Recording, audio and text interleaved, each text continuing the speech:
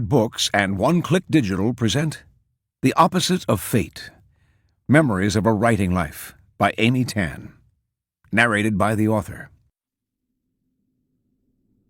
A note to the reader. These are musings on my life, including the metaphors I used as an 8-year-old child, sensing books as windows opening and illuminating my room, and the thoughts I had as I wrote my mother's obituary, trying to sum up who she was and what legacy she had bequeathed to me.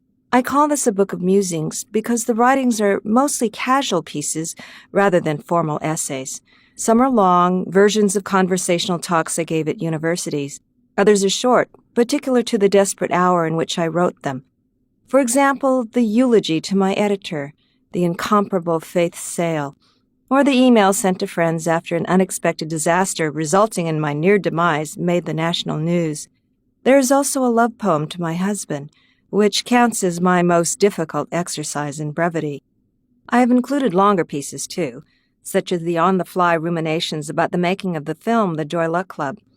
A reporter had faxed me questions, and I sent back the answers written off the top of my head, ending with my wondering what would happen next. In a footnote, I explain what did. I included as well a portion of my journal entries from a 1990 trip to China in which I was smothered in the bosom of my family and had to acquiesce rather than follow my typical American ways. I offer it here for fun, and because it shows how nearly everything in my life turns into obsessive observation, images, questions, and if I am lucky, the albeit ragtag beginnings of stories. The last reflection in this book was written only recently, and for a fateful but hopeful reason. Many of the pieces had ignominious beginnings. Mother Tongue was written hastily as an apologia the night before I was to be on a panel with people far more erudite than I on the topic, the state of the language. The speech was later published in the Threepenny Review and then selected for inclusion in the anthology The Best American Essays, 1991, leading me to wonder whether all my essays should be written at 2 a.m. and in a state of panic. A version of Mother Tongue has also been used for the Advanced Placement SAT in English. This unanticipated development delights this author to no end, since her score in the 400s on the verbal section of the SAT made it seem unlikely, at least in 1969, that she would even think of making her living by the artful arrangement of words. In gathering these pieces for this book, I made a new realization, so obvious that I was stunned that I had not seen the pattern 100 times before.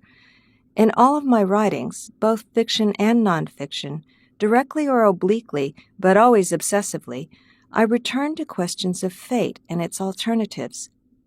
I saw that these musings about fate express my idiosyncratic and evolving philosophy, and this in turn is my voice, the one that determines the kinds of stories I want to tell, the characters I choose, the details I decide are relevant.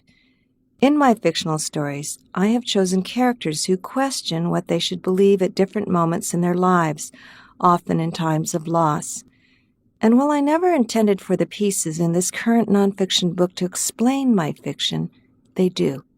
Thus, although these writings come about for many different reasons, collectively they hold much in common, and at times they overlap in my mention of ideas, people, and pivotal moments.